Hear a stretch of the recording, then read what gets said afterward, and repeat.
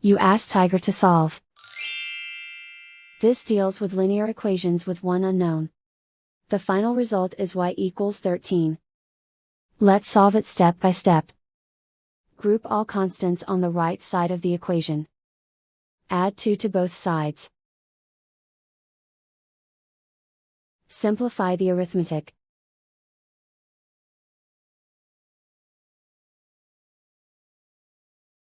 Isolate the y. Divide both sides by 7.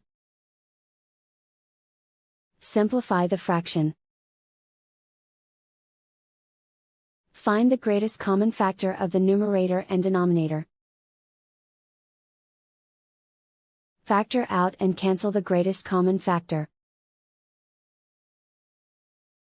And so the final result is y equals 13.